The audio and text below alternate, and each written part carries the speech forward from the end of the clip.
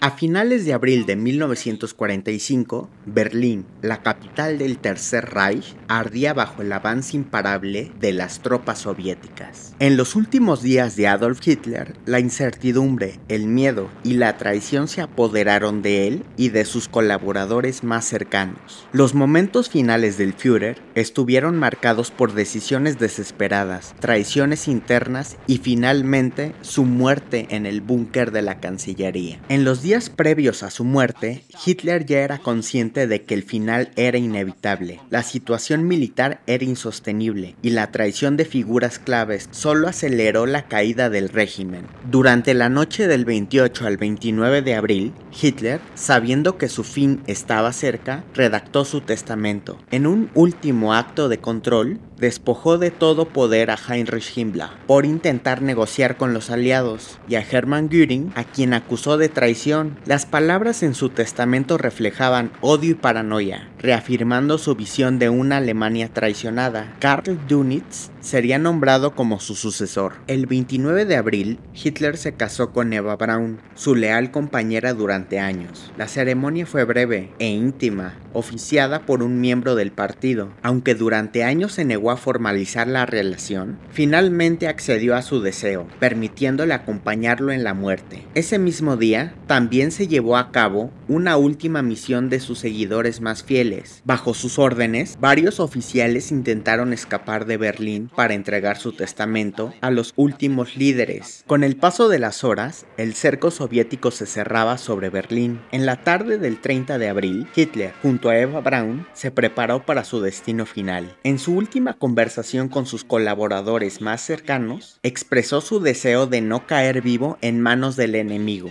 Su orden fue clara: sus restos debían ser completamente destruidos para evitar que se convirtieran en un trofeo para los vencedores. Aproximadamente a las 3:30 de la tarde, Hitler se suicidó disparándose en la boca. Eva Braun, por su parte, se envenenó. Murieron juntos en el mismo lugar, que alguna vez simbolizó el poder absoluto en el Tercer Reich. Poco después, los cuerpos fueron sacados del búnker. En el jardín de la Cancillería, los restos fueron rociados con gasolina y prendidos fuego. Este acto fue dirigido por Martin Bormann, aún leal a su líder, con la intención de evitar que los cuerpos cayeran en manos del enemigo. Aunque los restos fueron parcialmente calcinados y lograron ser recuperados, su destino final ha sido fuente de controversia y la pregunta persiste: ¿realmente Hitler murió en el Führerbunker el 30 de abril de 1945? Con la toma de Berlín por parte de la Unión Soviética, el Ejército Rojo se hizo con el control de todos los edificios gubernamentales alemanes, entre ellos el Führerbunker. En los primeros días de mayo, dentro y en los alrededores del búnker, miembros del Ejército Rojo y de la Dirección General de Contraespionaje de la Unión Soviética, SMERS, encontraron una serie de cuerpos. Algunos fueron hallados dentro del búnker y otros enterrados o al aire libre en el jardín. Generalmajor Lein nimmt die Parade ab. Entre los cuerpos encontrados se pudieron identificar varios, tales como Joseph y Magda Goebbels, ambos parcialmente quemados y al aire libre en el jardín del búnker. Los 6 hijos de los Goebbels, todos ellos dentro del búnker, intactos. El general Hans Krebs dentro del búnker. El general Wilhelm Burgdorf también dentro del búnker, entre otros. Sin embargo, 2 cuerpos en particular llamaron la atención. Pertenecían a un hombre y a una mujer, ambos calcinados parcialmente, lo que impedía su identificación a simple vista. Los cuerpos pasaron a resguardo del SMERS, que inició una ardua investigación para lograr su identificación. Dado el contexto, la primera y más lógica hipótesis fue que estos restos pertenecían a Adolf Hitler y Eva Braun.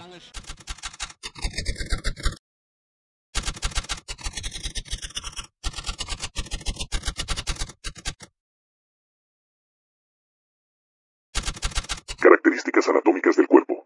Dado que las partes del cuerpo están muy carbonizadas, es imposible describir las características del fallecido. Sin embargo, se pudo establecer lo siguiente. A. Estatura, aproximadamente 165 centímetros. B. Edad, basada en el desarrollo general, tamaño de los órganos, estado de los incisivos inferiores y del premolar derecho, entre 50 y 60 años. C. El testículo izquierdo no se encontró ni en el escroto ni en el cordón espermático dentro del canal inguinal, ni en la pelvis pequeña. D. El hallazgo anatómico más importante para la identificación del fallecido son los dientes, con numerosos puentes, prótesis dentales, coronas y empastes. En el cuerpo, considerablemente dañado por el fuego, no se detectaron rastros visibles de lesiones o enfermedades letales graves. La presencia en la cavidad bucal de restos de una ampolla de vidrio triturado y de ampollas similares en la cavidad bucal de otros cuerpos. El marcado olor a almendras amargas que emanaba de los cuerpos y el análisis químico forense de los órganos internos que estableció la presencia de compuestos de cianuro permiten concluir que la muerte en este caso fue causada por envenenamiento con compuestos de cianuro. Después de los estudios forenses, los soviéticos llevaron a cabo una profunda investigación centrada en aspectos privados de Hitler, específicamente relacionados con su salud. Dos oficiales soviéticos serían clave en los interrogatorios e investigaciones sobre los cuerpos hallados: Andrei Sevostianovich Mirosnichenko, jefe de contrainteligencia del Tercer Ejército de Choque, y su segundo, Vasily Ivanovich Gorbushin. En 1945, Hugo Blaschke, dentista personal de Hitler, sería detenido por las fuerzas estadounidenses y sería interrogado. Este daría detalles sobre la composición dental de Hitler, con los cuales se harían varios bocetos basados en las descripciones dadas. En 1945, Käthe Heusermann y Fritz Echtmann fueron arrestados por las fuerzas soviéticas como parte de la investigación. Heusermann era el asistente de Hugo Blaschke y Echtmann, un técnico dental que también había trabajado con él. Ambos fueron interrogados debido a su conocimiento detallado sobre las dentaduras de Hitler y Eva. Durante los interrogatorios, mencionaron y entregaron radiografías realizadas a Hitler en septiembre de 1944, centradas en su cráneo. Siguiendo un procedimiento similar, solicitamos a los dentistas que describieran los dientes de Eva Braun. Tras responder exhaustivamente a nuestras preguntas, les mostramos el puente de oro extraído de la boca del cadáver femenino durante la autopsia.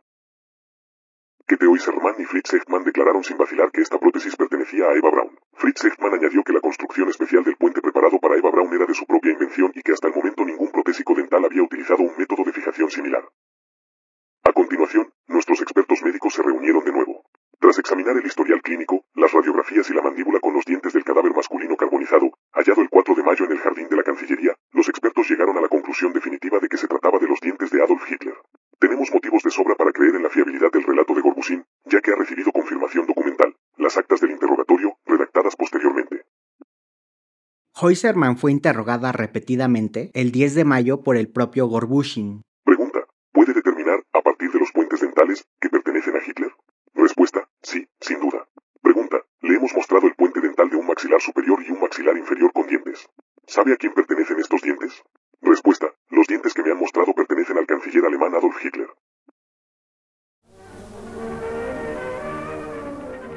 Toda la información obtenida por las autoridades soviéticas fue clasificada como secreta. Nunca se mencionó públicamente el hallazgo de los posibles restos de Hitler y Eva, ni los estudios forenses realizados.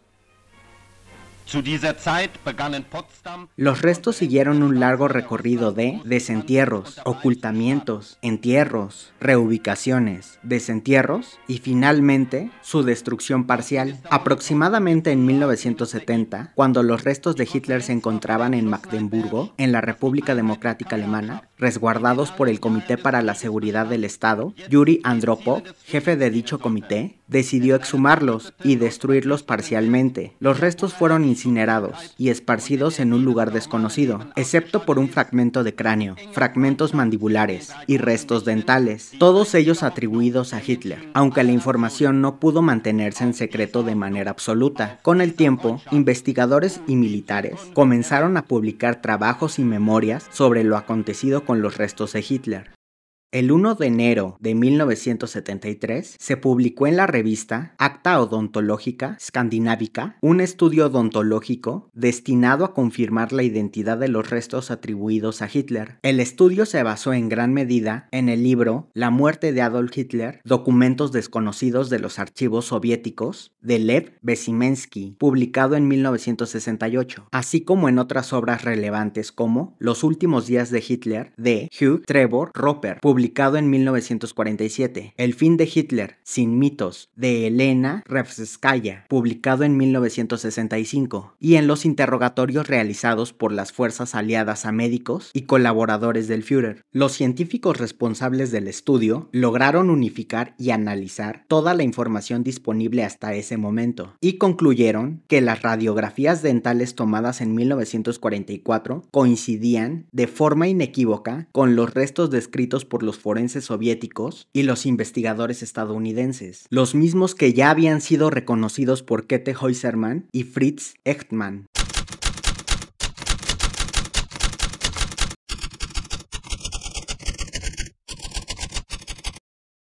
Una vez que llegamos a un acuerdo sobre la interpretación de los documentos radiográficos, diagramáticos y descriptivos de los archivos de Hitler, descubiertos en 1972 por el Servicio Nacional de Archivos y Registros de los Estados Unidos, fue posible realizar una comparación definitiva, diente por diente, entre esta información y la deducida de los datos fotográficos, diagramáticos y descriptivos de la autopsia, descubiertos a través de los documentos desconocidos de los archivos soviéticos, informados por Bezimensky en 1968.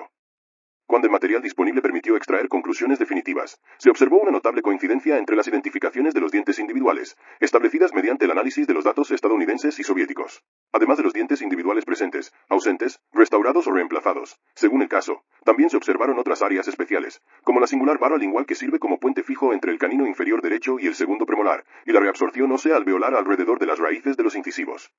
De esta comparación general de la evidencia odontológica, concluimos que el individuo identificado mediante los archivos de Hitler de 1945, ubicados en los archivos nacionales de Estados Unidos, en 1972, es la misma persona cuyo informe de autopsia de 1945 se publicó en 1968, basándose en documentos previamente desconocidos de los archivos soviéticos de 1945. En efecto, los restos pertenecían a Adolf Hitler.